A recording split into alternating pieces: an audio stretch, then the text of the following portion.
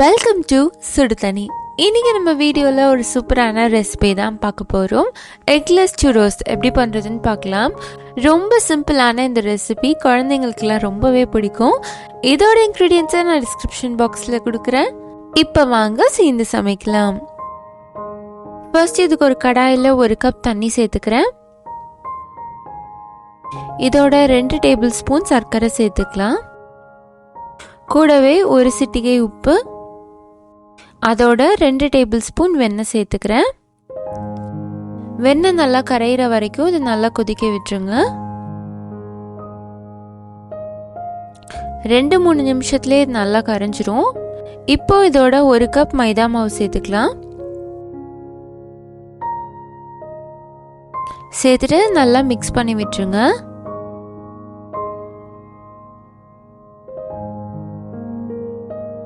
கட்டி இல்லாமல் ஈவனாக ஒரு ஸ்பாச்சுலா வச்சு மிக்ஸ் பண்ணிக்கோங்க.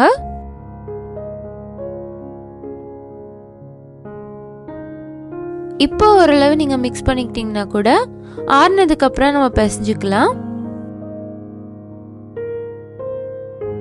இப்போ ஓரளவு இது நல்லா மிக்ஸ் ஆயிடுச்சு. இதை ஆற வச்சிருங்க. இப்போ பார்த்தீங்கன்னா நல்லா ஆறிடுச்சு. ஒரு தடவை கையாலே நல்லா பிசைஞ்சு விட்டுக்கோங்க. இதை கட்டி இல்லாமல் பிசைச்சிக்கணும். இப்போ இது ரெடியாக இருக்கு.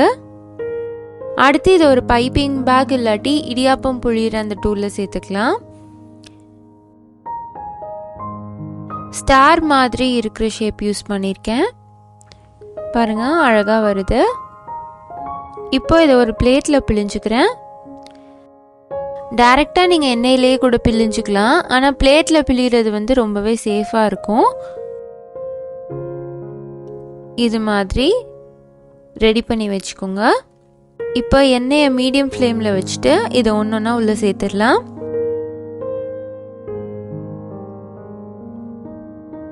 இது கொஞ்ச நேரத்துலேயே நல்லா கலர் மாதிரி வரும். மீடியம் ஃப்ளேமில் வச்சிங்கன்னா கரெக்டாக இருக்கும். உள்ளே வெளியே ரெண்டுமே நல்லா வெந்துடும். பாருங்க, நல்லா பிஸ்கட் கலரில் வந்துருச்சு. இது மாதிரி வந்ததுக்கப்புறமா இதை நம்ம எடுத்துடலாம். நம்ம மாவுலேயே சுகர் சேர்த்துருக்கனால இதை வெறுமனை சாப்பிடவே சூப்பராக இனிப்பாக தான் இருக்கும்.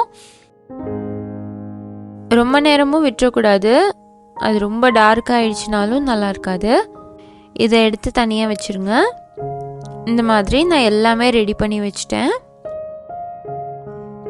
அடுத்து இதை நம்ம சுகரில் கோட் பண்ணிக்கலாம்.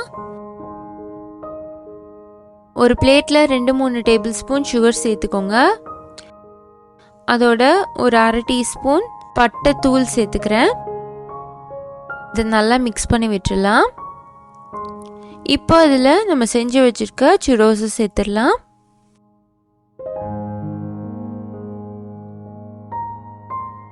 சேர்த்துட்டு சுகரில் நல்லா கோட் பண்ணிக்கோங்க.